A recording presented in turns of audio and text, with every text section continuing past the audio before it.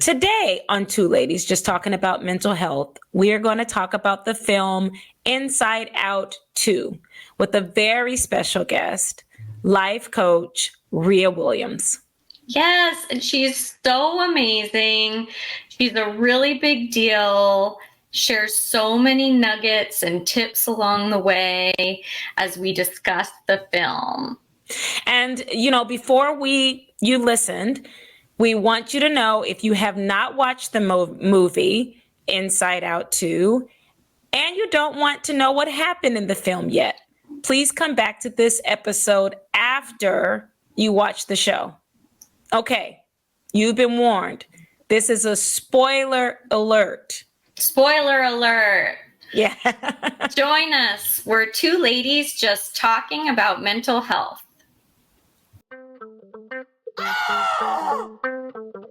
Go. Hi, I'm Joss.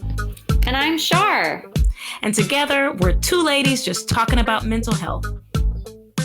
We come from very different backgrounds, race, family, religion, but we share one major thing in common. We both have tendencies towards anxiety and depression. And while we don't have any mental health degrees or credentials, we do consider ourselves experts in our own mental health journeys because we live it daily. Together, we'll share some tips, stories, and interview mental health experts and guests with lived experiences. Because we believe that sharing stories is key to destigmatizing mental health and feeling less alone. Join us. We're two ladies just talking about mental health.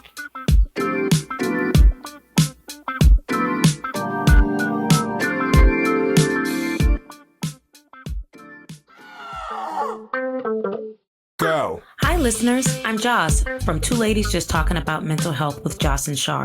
If you're experiencing a mental health emergency or crisis, please remember these three numbers: 988. By calling or texting 988, you can speak with or chat with a mental health professional who can help you. Someone's available 24 hours a day, 7 days a week. You don't have to suffer alone, and help is just 3 digits away. So write this down: 988. And if you don't have access to a phone, please go to your nearest emergency room for immediate care.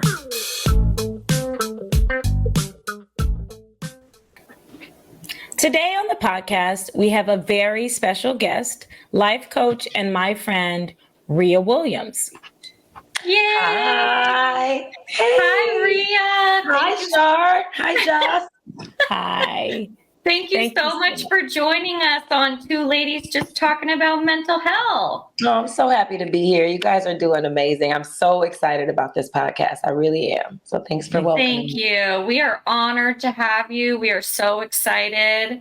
And I think it'll be a real treat for us and our listeners to talk with you about the movie Inside Out 2. Yeah. Yes. And I just want everyone out there to know who Rhea is. She's really impressive. She wears many hats. She's done a plethora of things work-wise. And I've gotten to know her over these years. I've also learned that she's such a big deal. She's an overall wonderful human being, and she's a life coach. I'm going to read a bio on Rhea so that you know a little bit about her background and some of the things that she's accomplished and some of the things that she's currently working on. So Rhea Williams began her educational journey at Clark Atlanta University and HBCU in Atlanta, majoring in psychology. Her love for working with and learning about people motivated her to continue her educational pursuits in the field of psychology by attending Cal State University Northridge, which is where I went for school. Thank you very much. Yes. She obtained her master's degree in marriage and family therapy. Wow. And she also holds certifications in mediation, co-parenting, and spiritual and premarital counseling. The heart and anchor of her work is centered with nourishing healthy relationships, inspiring hope, and promoting emotional healing. She's dedicated to fostering a safe, non-judgmental space with all who are in her presence while empowering folks to live their absolute best lives. Additionally, Rhea recently co-authored a workbook preparing couples journeying on towards marriage or life partnerships. It's entitled, I should get it. I know, right? Souls It is Connected. entitled Souls Connected, and it's set to be published this year. That is 2014, folks. Rhea's passion is working with folks who are ready to heal, grow, and transform their lives. And her coaching mantra is, I get it, I get you, and I'm going to help you get out of it. Rhea works as a life coach, life and relationship coach. She's a consultant. She's an entrepreneur and a producer. She's impassioned by creating transformative content that will shift the culture forward toward freedom, authenticity, and love. Her vast experience across industries has allowed her to grace many platforms, including being a recurring guest expert on the Jennifer Hudson show. You might have seen her there, the Today Show, and also on the Today Show Australia. She's even garnered, right? She's garnered a lot of development. She even just recently garnered a development deal to produce a relationship show with a major television studio, and that show is set to begin production in 2025, so next year. Rhea's mission is really to help people understand what is real and possible in their lives while guiding them to deal with their challenges in an effective, peaceful, and practical way. Her unique entrepreneurial journey is one that she desires to build a lasting legacy for her family, to empower and encourage other people to pave their own path. And you can find more about Rhea by visiting her website, Realism, which is spelled like her name, RHEALISIM.com, and soulsconnected.org. Her IG handle is Real One. Like, she just really, her name is perfect. You were named perfect, Rhea. Like, Real One, spelled like her name, RHEALONE. So Real One is her Instagram handle. And with no further ado, Shar, can you please help me to give a very warm welcome to Rhea Williams as the guest expert on our podcast, Two Ladies Just Talking About Mental Health. Yay! What a bio. We got to shorten Right? that thing, huh? I've got to shorten I that think thing. it's fab. I mean, No, I we think love it's it. important. I'm Yeah. sorry. I'm sorry, listeners. Important. No, not it's at so all. important. You have to own your accomplishments. You I are do, so but you know. accomplished. Thank you don't have you. to be humble here. Aw, Look at I can't be everything any other you've way. done. Thank you, Shar. Thank you. Right. Exactly. I'm so excited to have you. You are a celebrity to me. I've watched your videos. I've seen you on the Jennifer Hudson show, on the Today Show. I'm amazed that you wanted to come on our podcast. It is an honor. Absolutely. So, and we're going to talk about, you're a relationship expert, a life coach, and we would love to discuss with you your reactions and reflections to the film Inside Out 2. So before we get into that, I just want to pay you a compliment because on your website, I just really appreciate your tagline, like under your logo, realism.com. It says real life, real love, real people, and real relationships.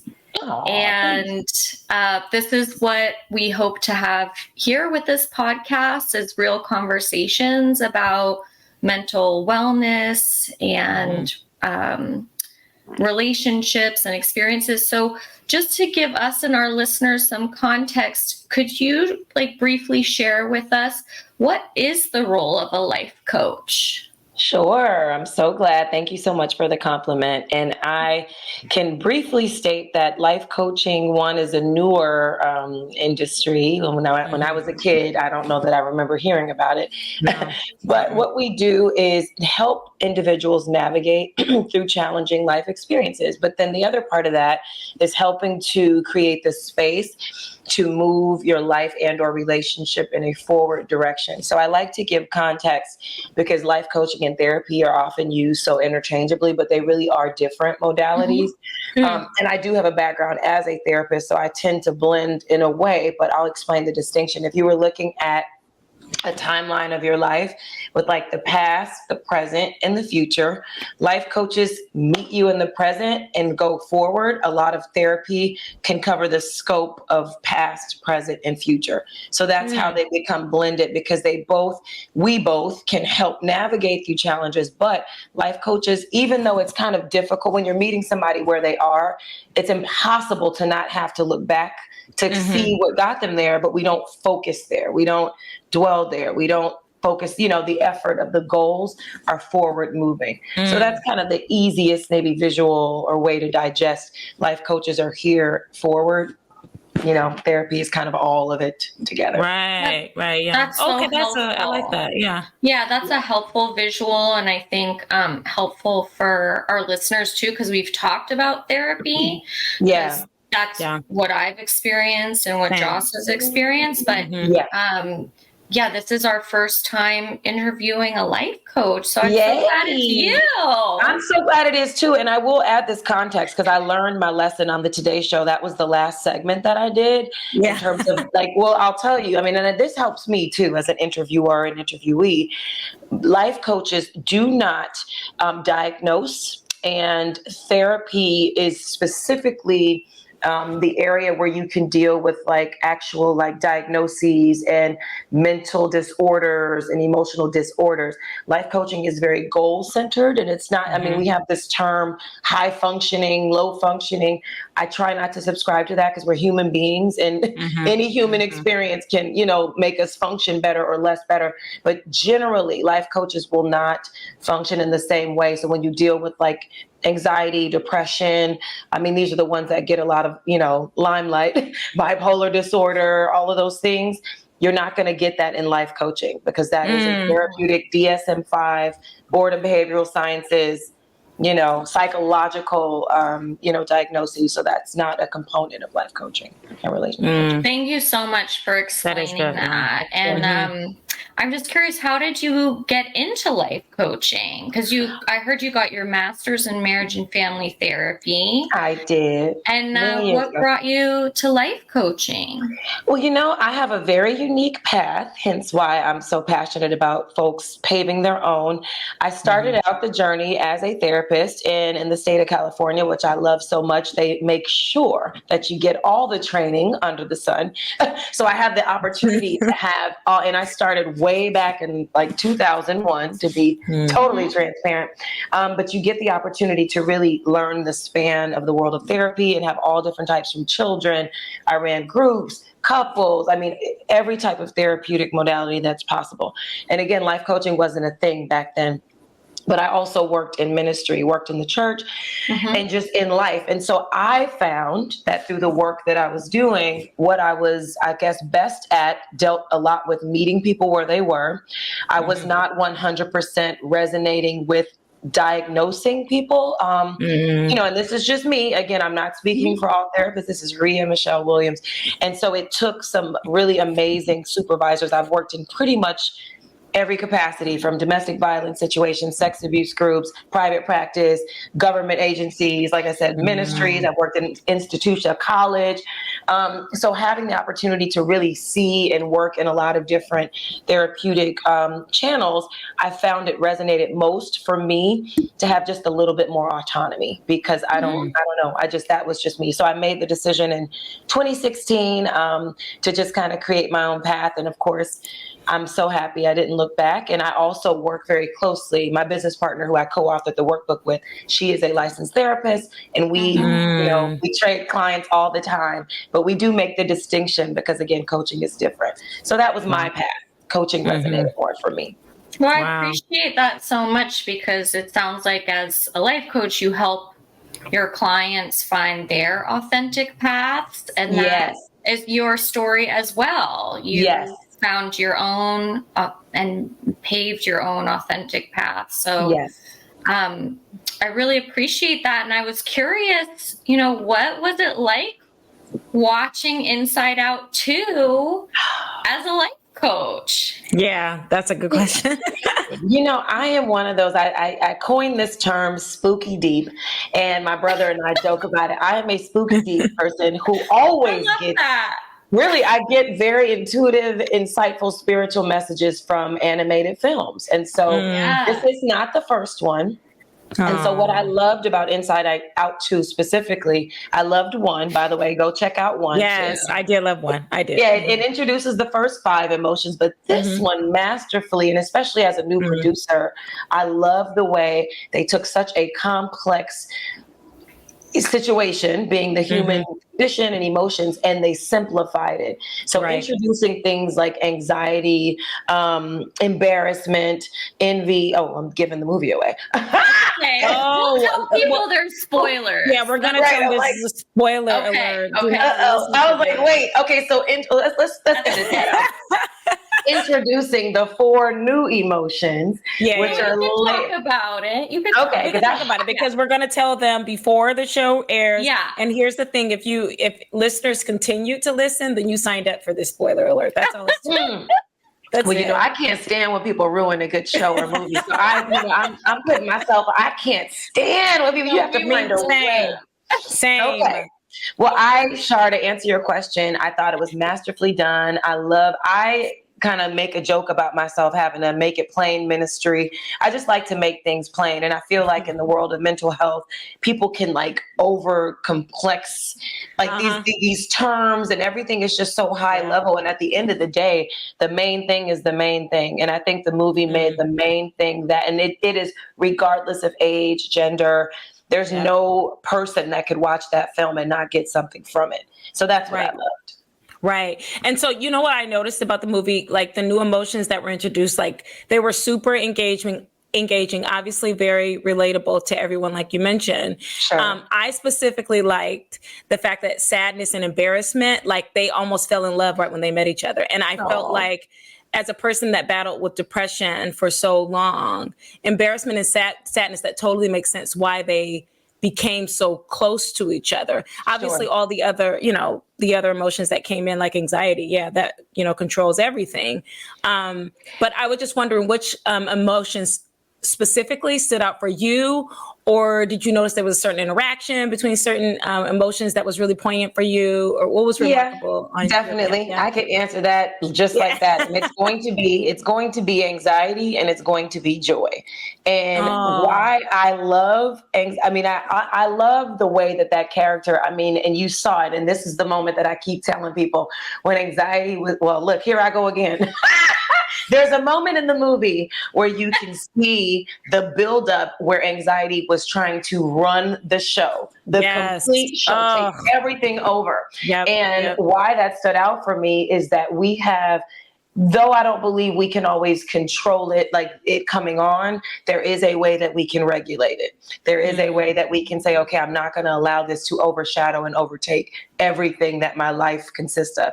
And then joy, I think I just love so much. One, because she was kind of like the North Star guiding the team. And I think in my own personal life, and even with my clients, that is my personal mission, is to embrace more joy, just because that's what life's about. Life is short. And I think I just love the way that was personified. Like and there was even a moment where, Joy almost lost her steam. Yeah. She almost, but joy is a central force as human beings that can just push us a little bit further. So I like that. I like that she was kind of the nucleus of all the emotions, helping them to work together. I like that. Charlotte, what about you? I don't even think, well, this is the thing. Charlotte and I have not discussed the outcome of the movie because we were trying to wait for all of our authentic conversation to come out. Yes. So I have no idea what Charlotte's favorite situation was. What was most poignant for you? I was really interested in this sense of self being represented. I was a dance and art teacher for 15 years and K through 12. And as a teacher, I kind of observed students have their own views about what they're good at, what they're not good at. True. I noticed in my experience, the younger kids are like, I'm good let's do this. Like, I'm like giving an art assignment and they're like, oh, this is amazing. This is the best thing I've ever done. It's going on the fridge. And then we get to around like 4th or 5th grade, and some students have already decided they're good at art. Some have decided they're bad at art. I thought this concept of, the sense of self really stood out to me, and how as we enter adolescence, maybe it becomes more complex. So, I think I'm curious, Rhea, as a life coach, and I'm going to be a new parent soon, so I'm thinking about it. How do I help my kid develop a strong, healthy sense of self? How do I continue to work on it for myself, like my beliefs about myself? How I talk to myself. So as a life coach, how would you guide people on, working to develop that kind of healthy sense of self as a kid, as an adult? How do we do that? Well, one, congratulations. Oh, thank you. I love children so much, and it's just such a miracle and a blessing to bring a life into the world. So congratulations. Thank you. One thing that I could say too that I love that the movie did is, if you remember, and for those of you who want to see it, our sense of self is largely based upon our experiences. So all those little balls, and like that was just so amazing how they depicted that, because when you looked in all those little balls, it was all those moments of like mistakes. It was like good moments, bad moments.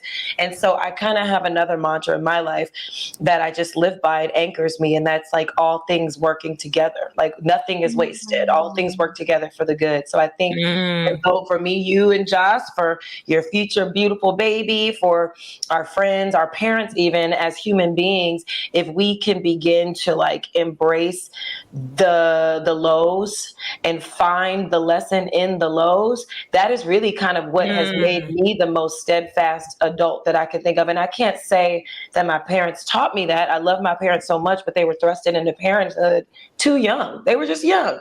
So a lot of, I think, why I posture myself the way I do is because life just raised me. There were just people, like moments that really left impressions on who I am. And so, I would say embracing more. It's like there's so much shame and so much embarrassment and so much, even with trauma, like things that have happened to us, people, they don't, it's very hard, I will say, to find the light in those moments, but it's through getting that strengthens us and empowers us, so that when we come across somebody else, that's gone through that, that's where the magic happens. It's saying, you know what, guess what? That happened to me, or I've been there. And all we need sometimes as human beings, if we could just see one person that either gets it, has been through it, then it just naturally gives us a little bit.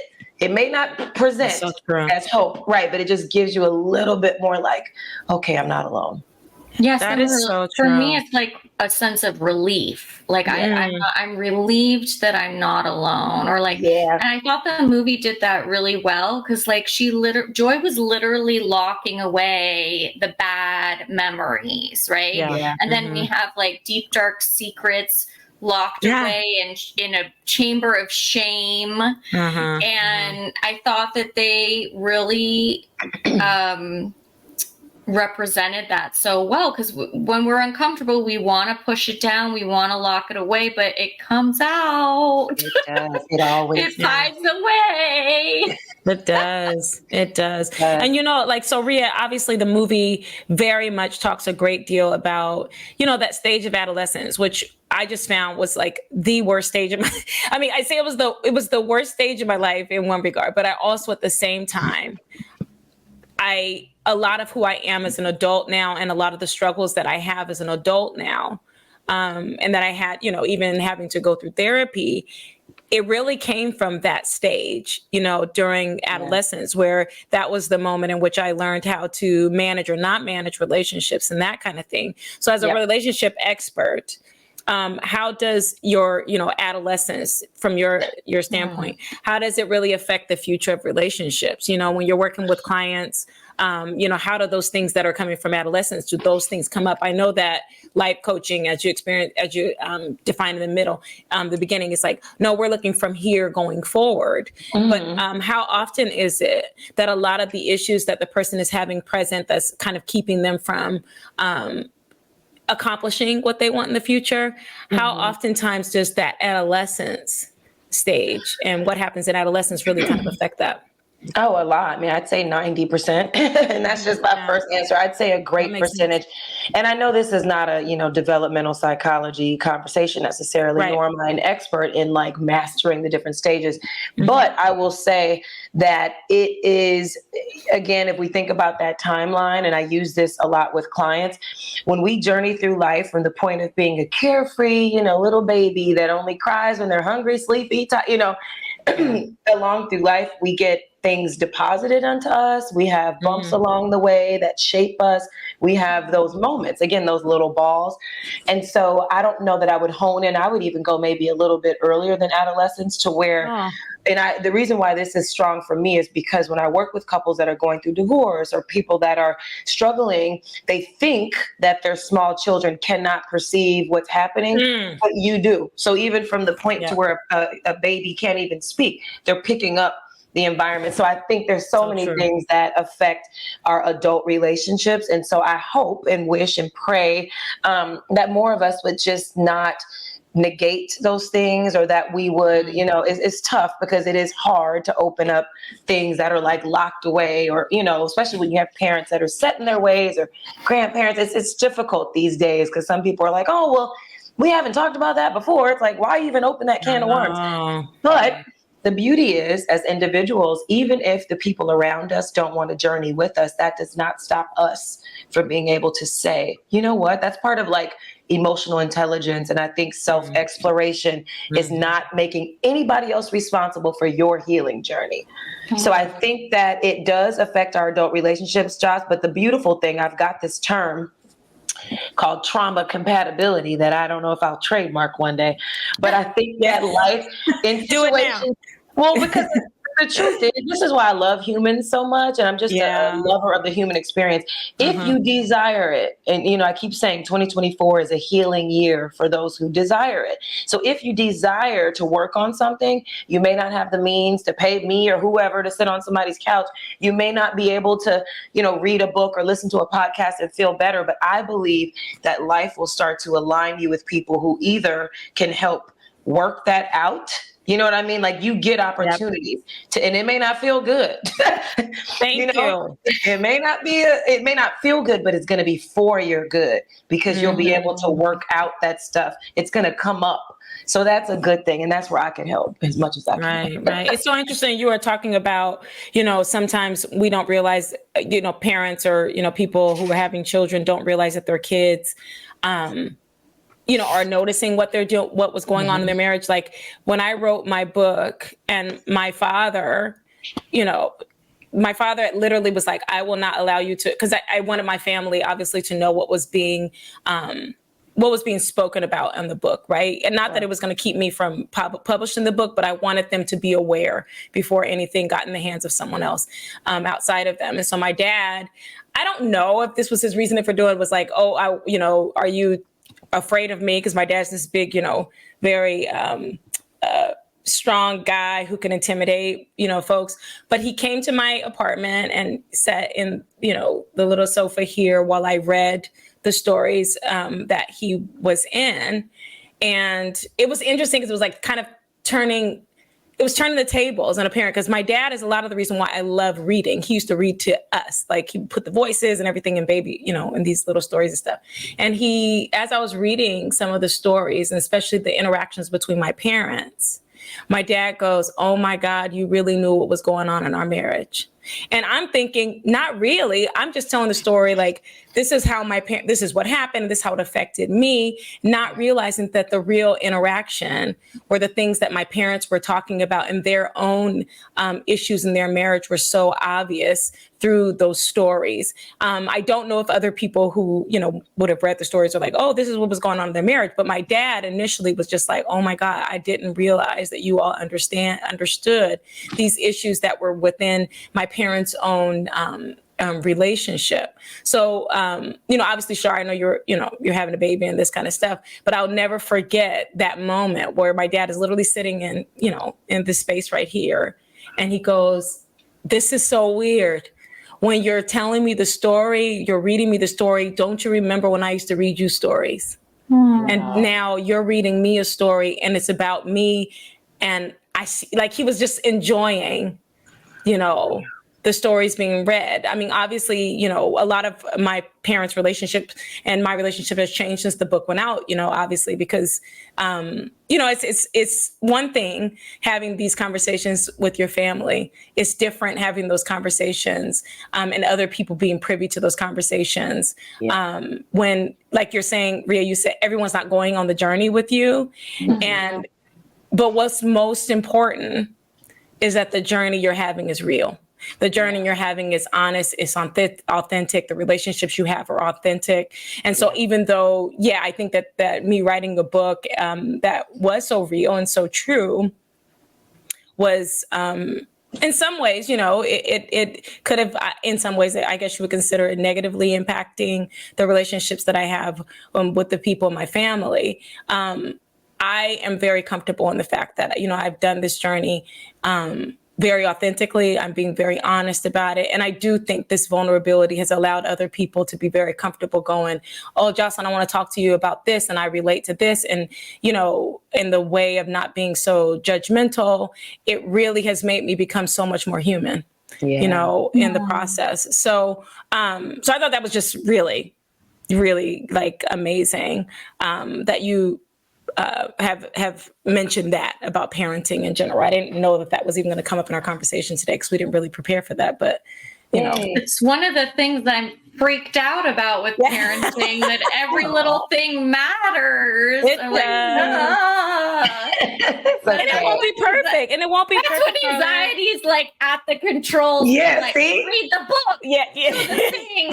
Like Josh, like I'm overbooking myself because I'm anxious because I'm trying to prepare, and I mean, I think if we could talk about anxiety a little bit, like, I mean, also that same scene, Rhea, you mentioned where, like, to me, anxiety feels like spinning out. That scene of this like tornado. We saw it. And glitching and not being able to unlatch from the like controls when Joy was like, "Okay, you need to let go now."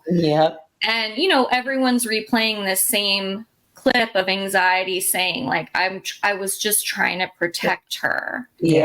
It's a instinctual survival mode. Anxiety serves a function sometimes, right? To help us prepare.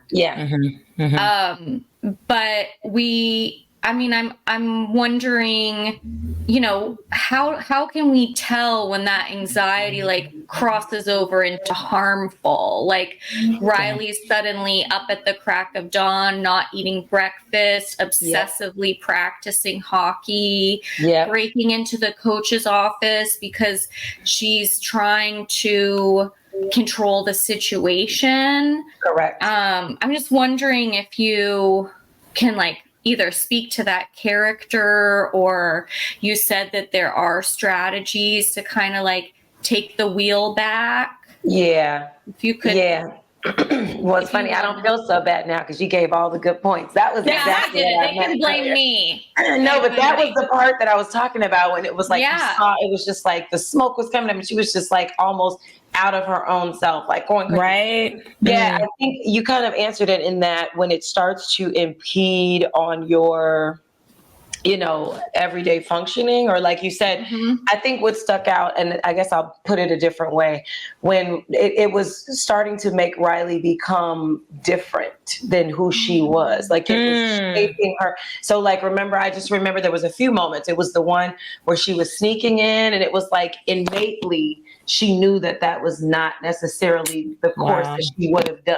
But that anxiety was like, so it's like making you kind of come out of character. And then the other one was when I think when she was playing the game and she was like off to the side and like her friends, it was just that aha moment of like, wait a minute, like who I really am would do this, like I kind of been on an autopilot under this anxious way of being, but who I really am on the inside, it's like to be more kind and more.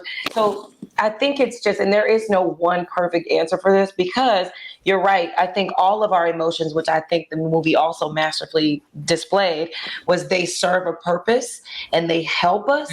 But it's like nothing out of moderation or anything that like consumes. When it starts to consume, even to your point about, mothering or being a new parent, it's like anything in our lives, which is good because it's like, okay, preparation is a good thing, but you also have to have, as a human being, just a little bit of a release and surrender in terms of the outcome.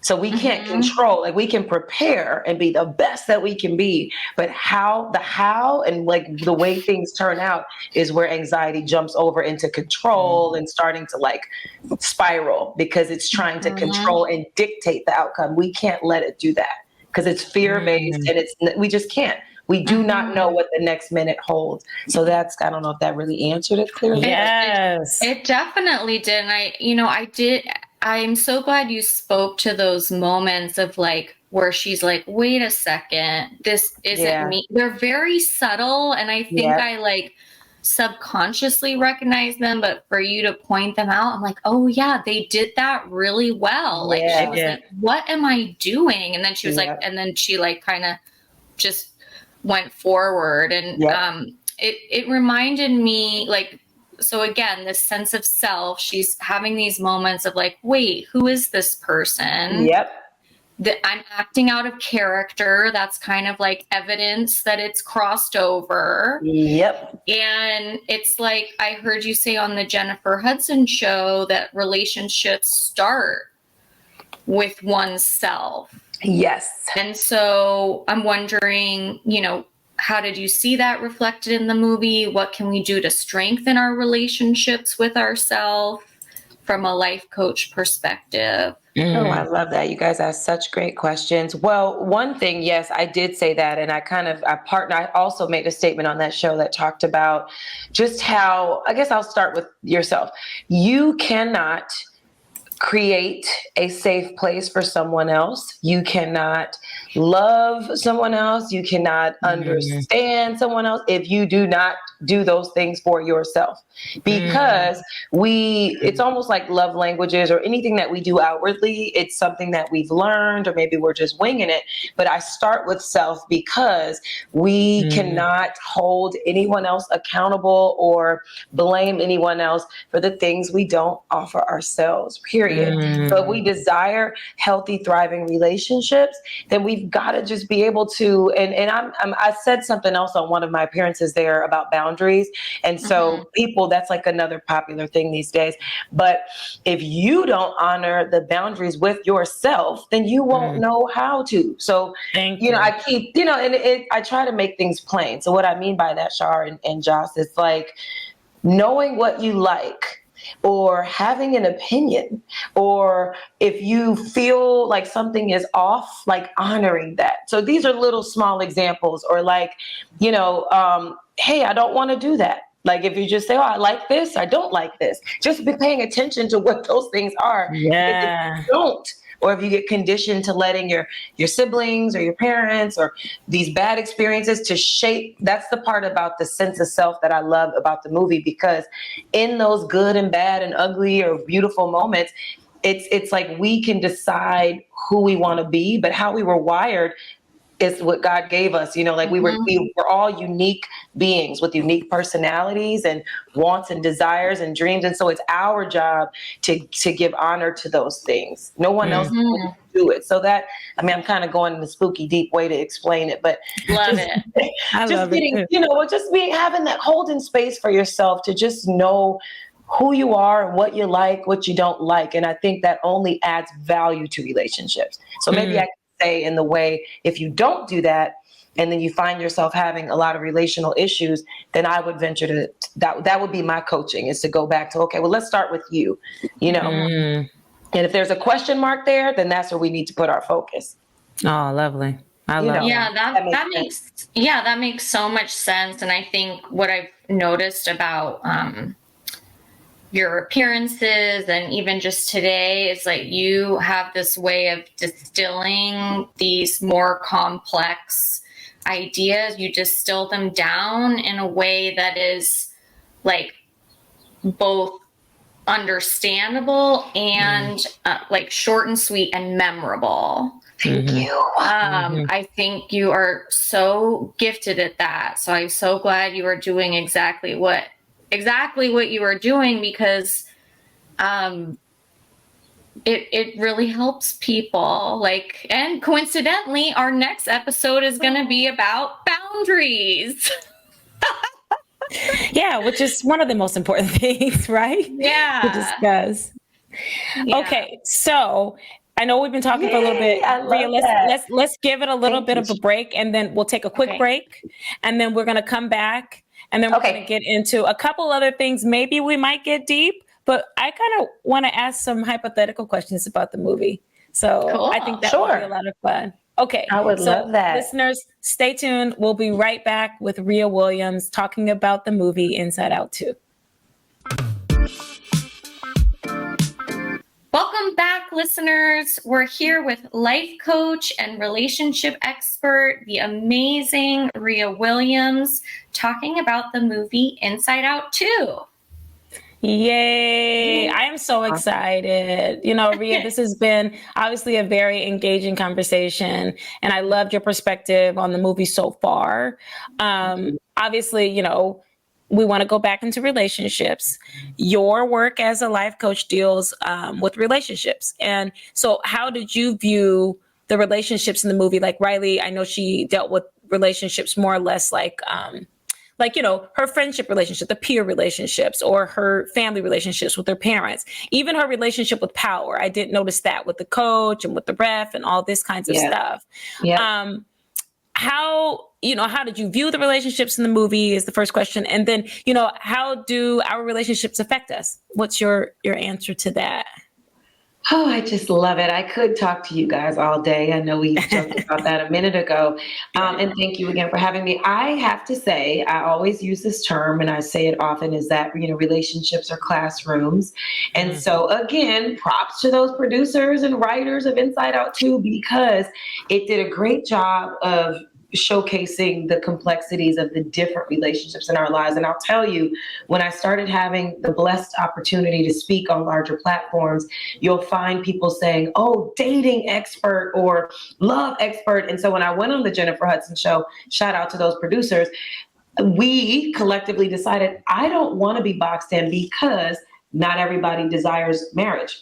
Not everybody is on the journey to look to date. So it was like, and then the flip side of that, I believe that there's this kind of oversaturation and focus on love relationships and not enough on the other relationships in our life. So when I say life and relationship coach, I don't pigeonhole it to be love, relationship, romantic only, sexual only. It's like, yeah, we love as human beings. That's our job. So I try to expand it to that place. So I'm glad you asked this question. And the reason why, let me answer the question. Relationships in classrooms, because you do not get to the altar, which is the coveted the place, the finish line for so many people is getting to this point of marriage. You don't get to that point and all of a sudden learn how to communicate or learn how to forgive or learn who you are and what you want. So again, I'm very passionate about this emotional intelligence. How self-aware are you? How self-controlled are you? How perceptive are you to love someone and to spending lifetime with someone? You've got to do so much to ensure, because I feel like we are just conditioned to say, oh, well, falling in love and being in love, but then someone has a parent or a friend or you know, these disruptions, I'll say, where they weren't dealt with. Well, guess what? Yeah.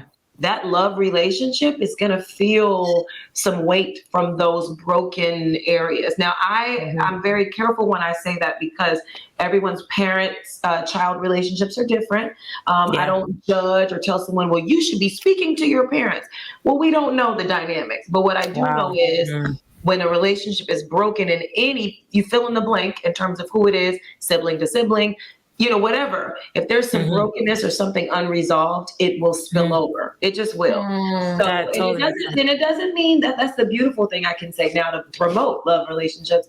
When you hold the space for someone's stuff, which is what we do whenever you're in close proximity, grace and love, it does have the power to go the journey with a person. It doesn't mean you have to show up and be perfectly healed, but that's part of the dance. So I think that relationships can teach us how to navigate these complexities, on our journey. So that's, I don't know, again, I felt like a spooky deep answer, but I think that all relationships impact our lives. All of them. They just And that's what I was in my intention for the question was really about the fact that, oftentimes we say, she's a relationship expert. And oftentimes we as a culture, I would say, and, obviously, our culture, it does inform a lot of how we, by gender or, by our idea of what's masculine and feminine, we decide, this is always about romantic love. I just believe that in so many different ways in which love shows up for us. Obviously romantic love is not an area that I've been an expert in at all, but, right. And am I going to say expert? I have not found romantic love in any of my relationships in the past. There hasn't been romantic love, but I will say the love that I have for my siblings, the love that I have for my friends, the loyalty and stuff that comes from that love, it does inform if I am to go out on a date with someone or, try to get to someone on a romantic level. Oftentimes those relationships and the feelings that I've been able to, and intuition, I guess, that I've been able to build through those relationships have actually allowed me to say, this doesn't feel like someone I can go into a romantic, loving relationship with. And so I haven't obviously fallen in love, romantically with anyone in any of my past relationships. But I will say, I think it's very important that we as human beings always go, okay, when we think about relationships, for me, obviously, as a single person too, relationships to me mean like, how am I with my coworkers? How am I in relationship with what I do for work? The relationships I have with the students that I work with, the relationships that I have, even with power at work, and the relationships that I have to, kind of have my own way of living my life, and the relationship I have with myself. Obviously, it all starts there, like you said at the beginning. So it does. I feel a spooky deep answer coming, so I'm going to preface it before I say it. Yay, we can't wait. I love the spooky deep. They're not spooky to my brother, Ely. Well, it's a joke because from college, we met when we were very young. We just used to joke with people. Be like, they're so spooky deep. We were not at the time, and now I've become that. So when you were just talking, it made me think about a few things. So one, and this is what I want us all to realize. And I was on my best friend's podcast a couple months ago, and I gave the example about unconditional love. And so I used children and I'll say pets, as an example. You will see someone nurture, care for, and just be in love with their dogs or their cats or their, fill in the blank animal or child. And you'll hear, oh my God, I've never known a love like this. And I've never. So my question or my point was that, so if a person comes to this earth and I don't have any birthed children, does that mean that I never have the opportunity to learn unconditional love? I would say God, he created us all equal, or if people are of the same sex, we are very much in a heteronormative society. And I thank God for the people in my path that have caused me to challenge my language, because I believe as human beings, we all have an equal opportunity to learn and experience the spectrum of all of those things. So that, when you were talking about, never falling in love or kind of paying attention to that's kind of why I bring that up a lot, because the grace and just the tenderness that you see people give to their pets, or, it's like, can we translate that to the human experience? I don't know. I would say, can, but some people do not. Or like Josh, when you were saying, falling in love, there is a reason. I've got this thing that I want to study more about, like our subconscious programming in terms of, I had a couple the other day that I was working with, and we talked a little bit about how they were growing up. So if we go back to earlier on in the episode, we were talking about when children are perceiving their environment. And I could say I kind of fall in this category. If you perceive that a love relationship does not equal safety, then it will block you from being able to be open. So, and I can say that because friendship is my thing, right? So I've gone through my whole life.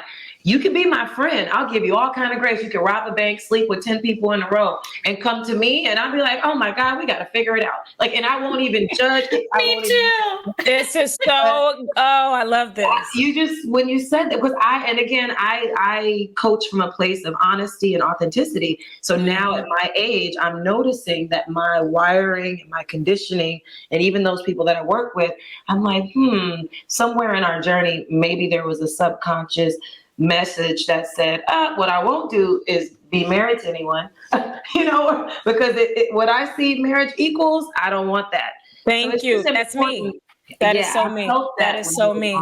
But I also want to say, today is the 1-year anniversary of the love of my life, Denzel, passing away, my doggy. So I am drinking from the mug that says, I love Denzel, because I do. And it's so interesting, Rhea, that you brought up the idea of how we love our pets, because I really felt like my dog, so many people don't, I say this, he was my soulmate. Like, he was my soulmate. I think sometimes we have soulmates that last forever. And then we have soulmates who last to do a specific job for us, And I think, obviously it's been a year. At 1:14 p.m. today, he would be dead for 1 full year. But he changed my life. There are relationships out there, and I'm crying because I loved my dog. You loved Denzel. I loved him. Everyone. This is a good way to honor him. Right. Yeah, it's a wonderful way to honor him, because he helped me manage my emotions. Like, I think about this movie In and Out 2, and how much my animal was really my emotional support animal without having any kind of degree. He didn't have any kind of, and some people would say like, I always said that Denzel was my alter ego. That's how I feel about my dog, Maya. He was my alter ego. He did not take anyone's crap. Like, there were people that he'd be like, I'm not putting up with this. And he just wouldn't put up with it. And he had boundaries. Girlfriend, I didn't have the boundaries. And Denzel did. And I didn't. Had boundaries. So it's like he informed me, like, it was literally like, he'd be like, we don't like this. Yeah. We're not doing them. And you know what? As I had the dog for a very long time, I started being better about saying, just be like Denzel, like, do what Denzel would have done, Yeah. So again, when you said that about it, I really feel that message needed to come to me specifically about Denzel today, because we literally are recording on a day that is really important to me, because it's a year of, 1 year of, having to manage the grief. I grieved for a very long time, and I still grieve, the death of my dog. But I also realize that sometimes we have these soulmates, and the soulmates, even though they're not physically here anymore, I think the messaging that came from the relationship I have with my dog, it does inform how I manage other people and how I manage myself. And it does keep bringing me back to that sense of self, all the time. Relationships are classrooms, and Denzel taught you a lot. Denzel was like the best. He was the best of professors. It doesn't have to be a romantic relationship. Yes. It doesn't have to be a human. My dog, when I was depressed, just laid on my bed all day. Just stayed with me. And in the end, that's all I needed, really, because nothing anybody was going to say was going to make me feel better. Yep. I just needed the company. And it's a unique relationship. It's totally I'm so glad we're honoring Denzel today, because I had the pleasure of meeting him, and he was a hoot. Did. He was a very special dog. So many people have cried about his death. I didn't even want to tell people in my apartment complex that Denzel was dead. Like, I kept it a secret. I didn't say anything. And then one day my neighbor, who I didn't even know, she had a special relationship through the door with Denzel of my place, because she she's a single woman. She lives by herself. She's a medical doctor who works very long hours, and certain days she's off. And being in the complex by herself, there would be times when Denzel was like, kind of like, he would let her know by his bark. She knew the difference between the bark that was like, somebody's up in here, and the difference between when she would come home and he'd be like, hi, so happy to hear that you're here. I'm glad you're home. Like, they had a relationship that was so interesting. So when I told her, I'm like, mind you, this lady, like, her job is to deal with dead people. So she's a medical examiner doctor. And so all of her patients are dead. So I just assumed that when I said, oh, Denzel is dead, that she'd be like, oh, that's fine. Oh my God, she lost it. Aww. She was so sad, so devastated. Like, I cannot believe this. This hurts my feelings so bad. Like, it was interesting. And then more recently, my neighbor who lives upstairs, he has a dog too.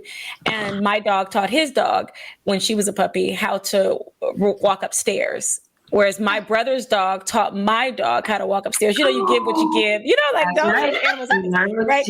And so Denzel was like, she doesn't know how to go upstairs. Let me show her. I didn't know that she didn't know how to go upstairs, because I guess he would have to carry her up the stairs. So, he kind of had a slight relationship with the dog upstairs, right? Well, for a long time, I was like, I'm avoiding them. I don't want to see the dog. I don't want, like, after Denzel was dead, because I was like, I didn't want to cry in front of them. I didn't want to, like, whatever. Mm-hmm. One day he goes, yeah, I heard Denzel barking the other day, man. It really helped me, because there was some person out there trying to steal packages. And I was like, I'm sorry, Denzel is no longer with us. Like, and he was like, what? I was like, Denzel is dead. No, Denzel's still around here, because I heard his bark, and that's what made me look outside. Whoa. It was, when I say it was like crazy, and it was so encouraging at the same time, because I was like, I knew, like, I know that Denzel was brought into my life, and people who don't know me know that I got Denzel because I was critically depressed. This is the same time when I was writing the book.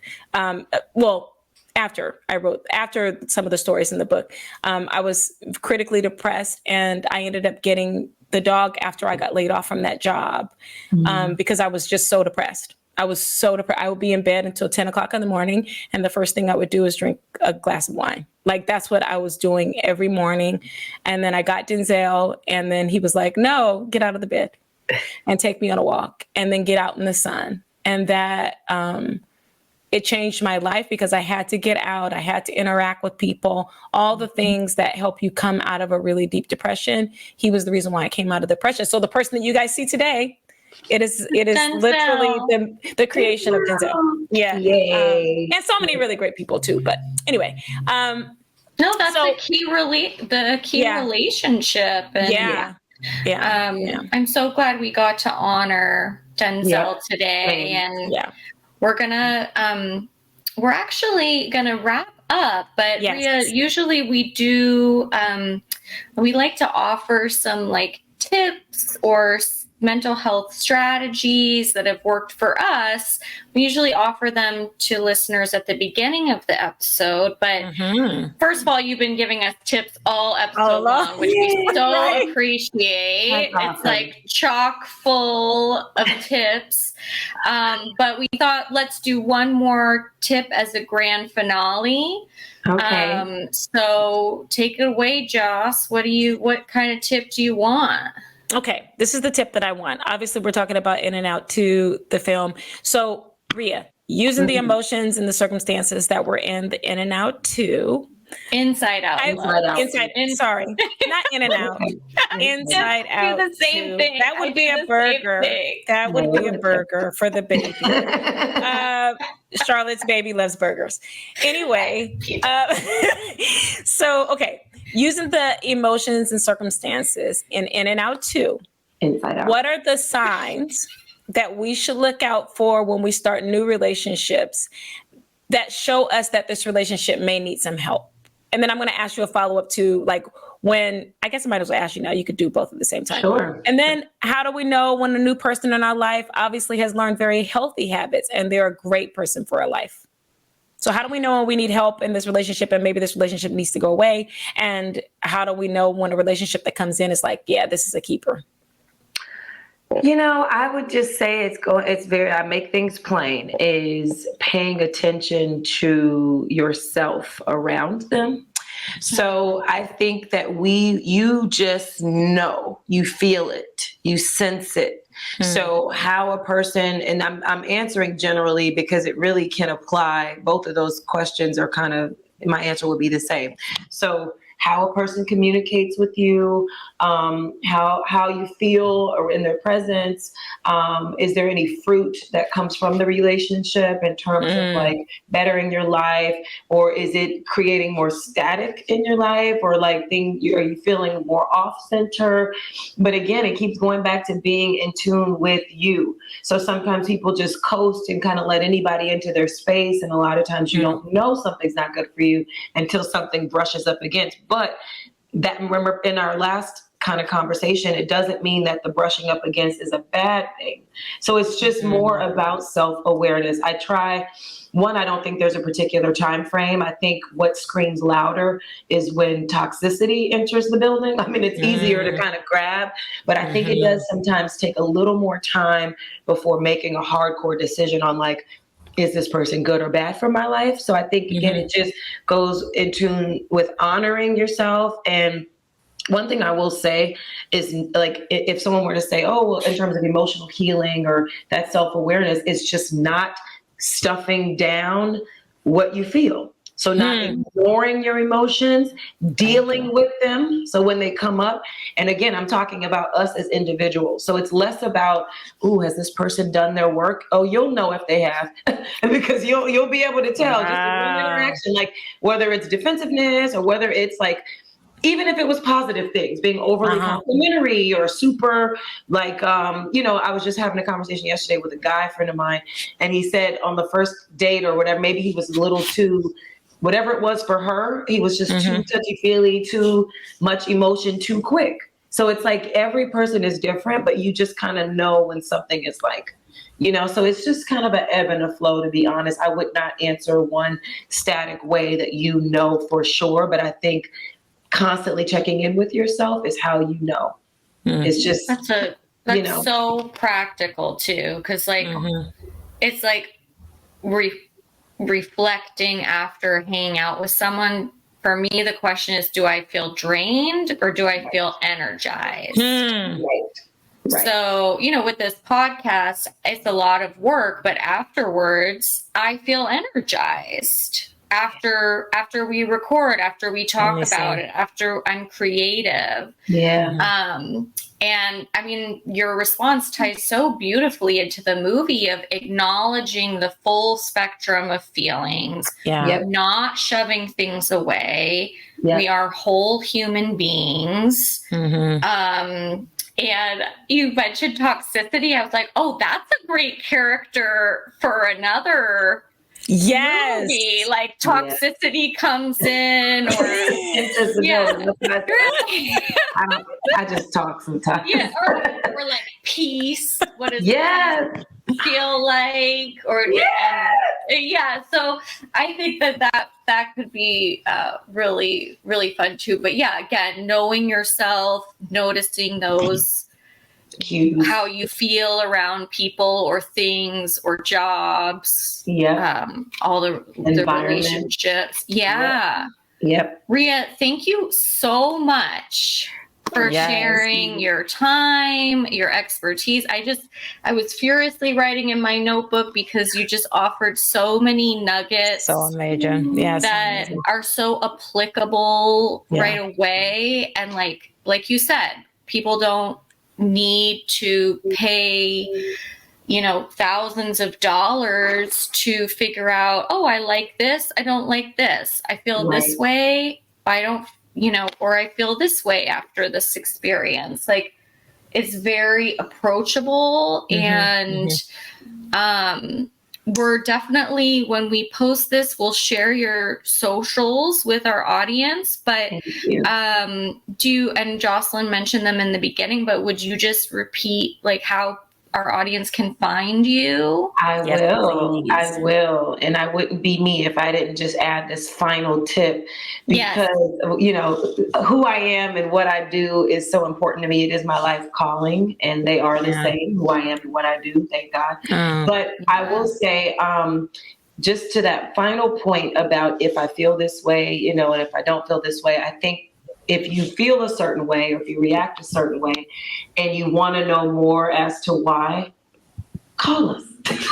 Yes. Sometimes, because if you do, it doesn't mean, but if there's something in you that desires something different, I'll put it that way, because again, we're shaped and wired a certain way, but then as life goes on, you might start feeling like, this isn't serving me anymore. I'd like to explore a new way. That's where therapists and life coaches can come in. So RheaWilliams.com. So it's www, that's the old days, but RheaLism.com.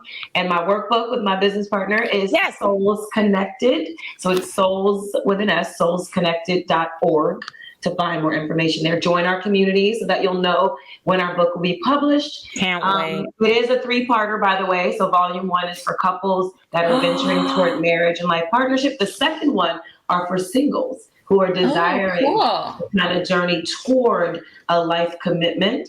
And then the third one is for long-term couples that are like double digits and just needing to revitalize their connection. So we're trying to capture the spectrum of the human relationship experience with our 3 trilogies. So yes, and then my Instagram is Real One, RheaLone. Yay. Awesome. Thank you so much. Thank you so much for your time. This has been so great. Thank you, Shara. Blessings to your podcast. It's Thank you. And you know what, Rhea, like I say, I know that you're going so far in life. Just don't forget about the little people. Oh, are you kidding me? We are. We are. Well, I have to say one more thing. I like to talk. I'm going to just say, I am a spiritual woman, so I'm going to say this because I'm free. So spirit, God, the new evolution of healing is coming through the form of those of us light workers, if you will, that have any type of communication platform. So I say that we, Shar, Joss, Rhea, whether it's a book, a podcast, a movie, a speaking engagement, whatever way that we can communicate or get a message to people, it's not sitting on that couch like 20, 30 years ago when I got trained. So I just want to say, like, we all have that shared blessing. It's a responsibility, but it's also a beautiful vehicle to set people free and heal. So I'm happy that we get to share in that. That's the I receive it. I receive that. I receive it fully. So, thank you so much. You're welcome. Have a great day. Bye, listeners. Keep watching, keep listening. Yes, please. Thank you so much, Rhea. You're welcome. Take care. All righty. See you soon. What an amazing honor and treat to have Rhea with us today. Like, my cup is full. My heart is full. I feel ready to take on the day. I know, right? There was so many good tips and just, good vibes overall, like all around. That was just a really nice conversation. Yes. And join us next episode where we talk about boundaries, burnout, and how we recuperate. Yes. So thank you, listeners, for being here with us on this journey to build a really, really strong mental health community that is trying to destigmatize all things that are mental health related. And check out Rhea's socials and resources. Ask for help when you can, and bye for now. Bye. Go. Hi, listeners. This is Joss from Two Ladies Just Talking About Mental Health. I want to remind you that if you are experiencing a mental health crisis, please call or text 988 or go to the nearest emergency room for immediate care. And maybe you're not in crisis, but you need a therapist to help you on a more frequent basis, but you're concerned about the cost. Here's a tip. When you're reaching out for therapists, be sure to ask them if they offer their services on a sliding scale, meaning that they can lower their rate to better accommodate your financial situation. And if you're looking for a therapist who specializes in working with minority identities, there are collectives and organizations out there that have you covered too. Here's a couple of those resources. For Black women or girls, therapyforblackgirls.com. If you're looking for a therapist of color, you can go to nopsych.com. That's INNOPSYCH.com. For South Asian therapists, there's southasiantherapist.org. And for LGBTQ plus identities, the National Queer and Trans Therapists of Color Network, which is NQTTCN.com. If you are parenting as an LGBTQ plus person, rainbowfamilies.org. Again, when you contact a therapist, please ask, do they offer their services on a sliding scale? That will help reduce your financial burden. Blessings to you on your search. May you find a therapist that meets your needs.